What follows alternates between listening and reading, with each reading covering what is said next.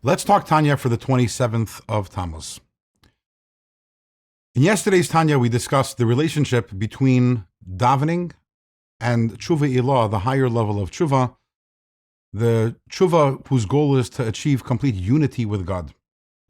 Based on this, the Rebbe resolves two statements of our sages that seem to contradict each other.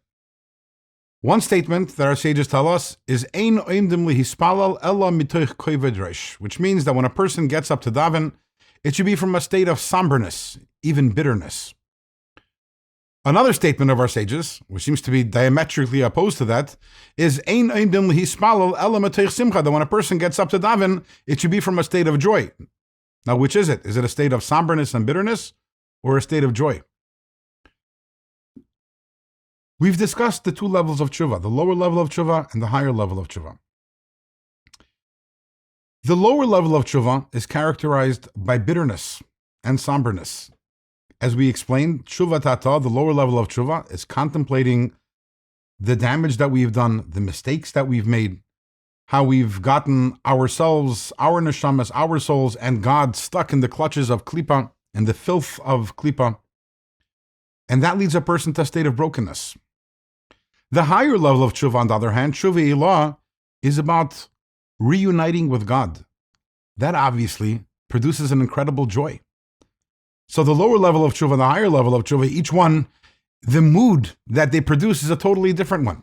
Now, if davening, as we said, is about tshuva ilah, about uniting with God, but we know before the higher level of tshuva, we always need to have the lower level of tshuva, because we need to first extract ourselves from the filth. To use the terminology that we used in previous segments, first we need to change from Rasha and transform to tzaddik, and then afterwards we can work on the higher level of tshuva, which is achieving this incredible unity with God. So before davening, we need to do some tshuva tata, we need to do the lower level of tshuva. So when our sages tell us that when we get up to daven, it has to be from a state of bitterness and somberness, this is because before we start davening, we're supposed to take a few moments to do tshuva, the lower level of tshuva, to contemplate the mistakes that we've made, the sins that we've done, and do tshuva for that, and then we're ready to move on to davening, which is the higher level of tshuva, which is from a state of joy. The Rebbe tells us that in today's day and age, it's difficult for us to flip that switch, meaning before davening, tshuva tata, that state of bitterness and somberness, and then immediately move to another emotional state, which is a state of joy.